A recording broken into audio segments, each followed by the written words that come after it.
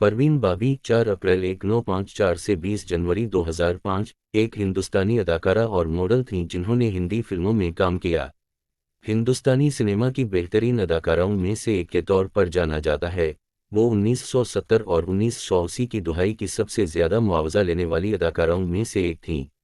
بابی اپنی گلیمرس اداکاری کے انداز کے لیے مشہور تھیں۔ بابی کی ماڈلنگ اور فیشن سینس نے بھی انہیں ایک آئیکن کے طور پر قائم کیا۔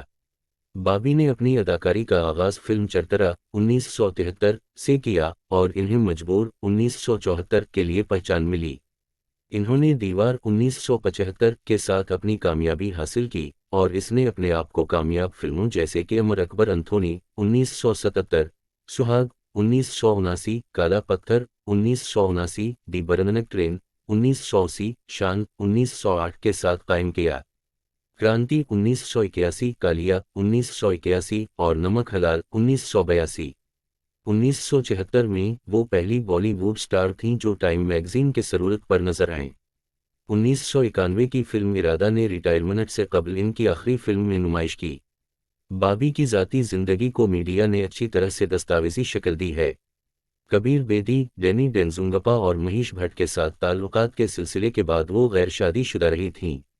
اسے پیراونائڈ شیزوفرینیا کی تشخیص ہوئی، جو مختلف واقعات کے ساتھ ساتھ ذیابیطس کے بعد عوام کی توجہ میں آیا۔ اسے گھٹنے کی اوسٹیو آرتھرائٹس بھی تھی۔ 20 جنوری 2005 کو بابی متعدد اعضاء کی ناکامی سے انتقال کر گئے۔ پروین بابی 4 اپریل 1954 کو جوناگڑھ، سوراشٹرا، اب گجرات میں پیدا ہوئیں۔ وہ جوناگڑھ میں مقیم ایک شریف خاندان کی اکلوتی اولاد تھی جس کا تعلق پشتونوں کے خلجی بابی قبیلے سے تھا جسے گجرات کے پٹھان کہا جاتا تھا جو طویل عرصے سے گجرات میں آباد تھے۔ پروین اپنے والدین کی شادی کے 14 سال بعد پیدا ہوئی۔ اس کے والد ولی محمد خان بابی جوناگڑھ کے نواب کے ساتھ منتظم تھے اور ان کی والدہ کا نام جمال بخت بابی تھا۔ وفات 2001۔ اس نے 1959 میں اپنے والد کو کھو دیا جب وہ 5 سال کی تھیں۔ اس نے اپنی ابتدائی تعلیم Mount Carmel high school Ahmad آباد سے حاصل کی اور بعد میں سینٹ زیویئر کالج، احمد آباد میں تعلیم حاصل کی جہاں اس نے انگریزی ادب میں بیچلر آف آرٹس حاصل کیا۔ 1972 سے 1975 ماڈلنگ، بالی ووڈ میں منتقلی اور بریک تھرو ایڈٹ۔ پروین بابی کے ماڈلنگ کیریئر کا آغاز 1972 میں ہوا اور اس کے بعد ان کی فلمی شروعات فلم چرترا 1973 سے ہوئی جس میں وہ کرکٹر سلیم درانی کے ساتھ تھیں۔ یہ فلم فلاپ رہی لیکن ان کی توجہ کئی اور فلموں کے لیے بنائی گئی۔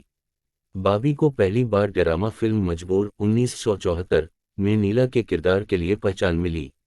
اس نے ایکشن کرائم ڈرامہ فلم دیوار 1975 میں ایک طوائف انیتا کے طور پر کام کیا جس نے ایک فرقے کی پیروی حاصل کی اور اسے ایک معروف خاتون کے طور پر قائم کرنے میں مدد کی۔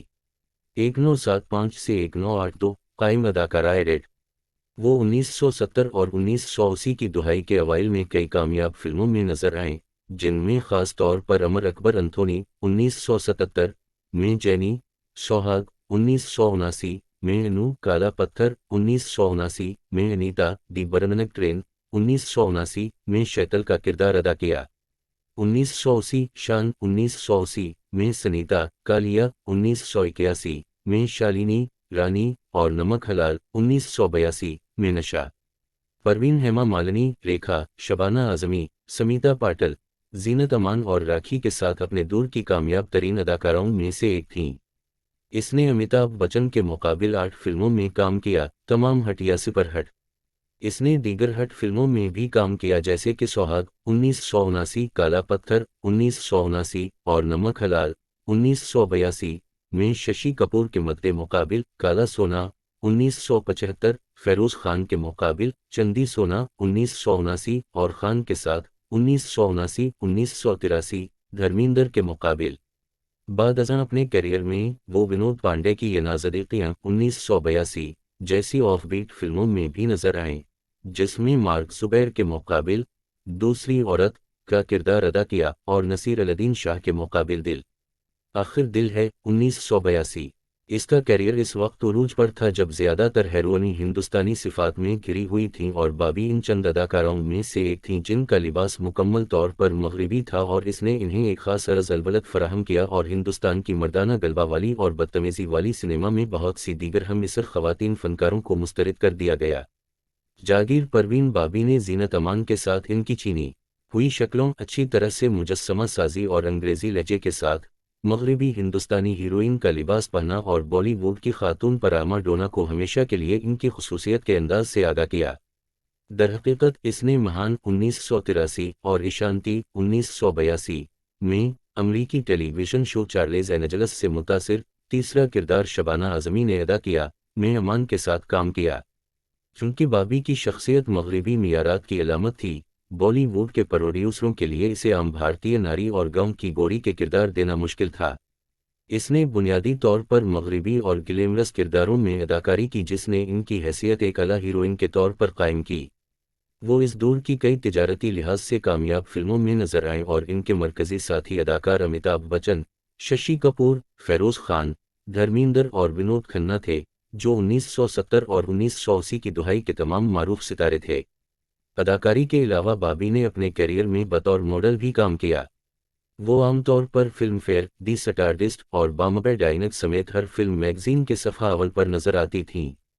وہ جولائی 1976 میں ٹائم کے صفحہ اول پر نظر آنے والی پہلی بالی ووڈ اداکارہ بھی تھیں جس کے لیے انہوں نے تاریخ رقم کی۔ اس کے بعد سے سرورق مشہور ہو گیا ہے۔ وہ مردوں کے ساتھ براہ راست تعلق رکھنے والی خواتین کے کرداروں کو پیش کرنے اور کھلے عام شراب نوشی کرنے سے کبھی پیچھے نہیں ہٹیں، یہ دونوں اس زمانے میں ممنوع تھے۔ حقیقت یہ ہے کہ پروین نے امیتابھ بچن کے ساتھ بگ بی مینی کے عروج کے دوران 8 فلموں میں جوڑی بنائی تھی۔ ان کے قد اور سٹار پاور کی تصدیق کرتی ہے۔ اینگری ینگ مین رجحان کے ابتدائی سالوں میں امیتابھ اور پروین نے ایک دوسرے کی تکمیل کی۔ 1983 سے 2005 بعد کی زندگی۔ بابی بعد میں 1983 میں فلمی منظر سے غائب ہو گئیں، جس نے کسی کو اپنے ٹھکانے سے آگاہ نہیں کیا، جس نے مبالغہ آمیز افواہوں اور خوشامدانہ دعووں کی اجازت دی کہ شاید وہ انڈر ورلڈ کی شخصیات کے کنٹرول میں ہیں۔ 1988 میں اس کی آخری فلم آکرشن تک اس کی مکمل ہونے والی کئی فلمیں اگلے سالوں میں ریلیز ہوئیں۔ اس نے 1983 میں ایک داخلہ ڈیکوریٹر کے طور پر اپنے کیریئر کا آغاز کیا۔ شو بزنس سے کنارہ کشی کے بعد اس نے موسیقی، پیانو، پینٹنگ، فن تعمیر، ادب، تحریر، ثقافتی اور آثار قدیمہ کا مطالعہ، سیاست، فوٹوگرافی، مجسمہ سازی اور انسانی حقوق کے مسائل کو اپنا لیا۔ اس نے 1973 سے 1992 تک اخبارات اور میگزینوں کے لیے بھی بے شمار تعاون کیا۔ بابی 22 جنوری 2005 کو مردہ پائی گئیں جب اس کی رہائشی سوسائٹی کے سیکریٹری نے پولیس کو مطلع کیا کہ اس نے 3 دن سے اپنی دہلیز سے گروسری اور اخبارات جمع نہیں کیے ہیں۔ پولیس کو شبہ ہے کہ اس کی لاش ملنے سے بہتر گھنٹے پہلے تک وہ مردہ رہی ہوگی۔ اس کی موت کی وجہ فوری طور پر معلوم نہیں ہو سکی۔ اسے بائیں پاؤں میں گینگرین پایا گیا، جو اس کی ذیابیطس کی حالت کی ایک پیچیدگی ہے۔ اس کے بستر کے قریب سے ایک وہیل چیئر ملی جس کے ساتھ بے ترتیب پینٹنگز، کپڑے، ادویات اور پرانے اخبارات تھے۔ یہ ممکن ہے کہ وہ اپنے آخری دنوں میں پاؤں کی نالی کی وجہ سے چلنے سے قاصر رہی ہو اور اسے اپنے فلیٹ میں گھومنے پھرنے کے لیے وہیل چیئر کا استعمال کرنا پڑے۔ کوپر ہسپتال میں پوسٹ مارٹم کیا گیا اور رپورٹس سے معلوم ہوا کہ اس کے پیٹ میں کھانے کے آثار نہیں تھے، لیکن کچھ الکحل ممکنہ طور پر اس کی دوائیوں سے ملی ہے، اور ممکن ہے کہ اس نے 3 دن سے زیادہ کچھ نہیں کھایا ہو اور نتیجے کے طور پر بھوک سے مر گیا۔ پولیس نے غلط کھیل کو مسترد کر دیا اور یہ طے کیا کہ وہ مکمل طور پر اعضاء کی ناکامی اور ذیابیطس کا شکار ہو گئی ہے۔ پروین بابی نے اپنی زندگی کے آخری سالوں میں عیسائیت اختیار کر لی، جیسا کہ اس نے ایک انٹرویو میں کہا، اور مالابار ہل میں ایک پروٹیسٹنٹ اینجلیکن چرچ میں بپتسمہ لیا۔ اس نے عیسائی رسومات کے مطابق دفن ہونے کی خواہش ظاہر کی، لیکن اس کے رشتہ دار جو کہ مسلمان تھے نے اس کی موت کے بعد اس کی لاش کا دعویٰ کیا اور اسے اسلامی رسومات کے مطابق دفنایا۔ پروین بابی کو سانتا کروز، ممبئی میں جوہو مسلم قبرستان میں دفن کیا گیا۔ اس کی موت کے بعد مہاراشٹر کے اسٹیٹ ایڈمنسٹریٹر جنرل اس کی جائیدادوں اور اثاثوں کا واحد نگہبان بن گیا۔ اس کی موت کے بعد اس وقت افراتفری پھیل گئی جب مختلف دور کے رشتہ داروں نے اس کی جائیداد کی وصیت کے بارے میں ہائی کورٹ میں درخواستیں دائر کیں، جو جوناگڑھ بینک کے لاکر میں پڑی تھیں، جسے اداکار اور دوست مراد خان بابی نے مشترکہ طور پر انجام دیا تھا۔ وصیت میں کہا گیا تھا کہ اس کی جائیداد کا 70% اس کے نام پر ایک ٹرسٹ میں رکھنا تھا تاکہ بابی خاندان کے غریب افراد کی مدد کی جا سکے۔ 20% مراد خان بابی کے پاس رہنما قوت ہونے کی وجہ سے گروے رکھا گیا تھا اور 10% عیسائی مشنری فنڈز کو دیا جانا تھا۔ 5 سال بعد تدفین کے لیے جگہ کی کمی کی وجہ سے پروین بابی کی قبر بالی ووڈ کی دیگر نامور شخصیات کے ساتھ جیسے کہ محمد رفیع، مدھو بالا، ساحر لدھیانوی، طلعت محمود، نوشاد علی، جنہیں سانتا کروز مسلم قبرستان میں سپرد خاک کیا گیا تھا، نکالا گیا اور ان کی باقیات کو ایک نئی آرام گاہ میں منتقل کر دیا گیا۔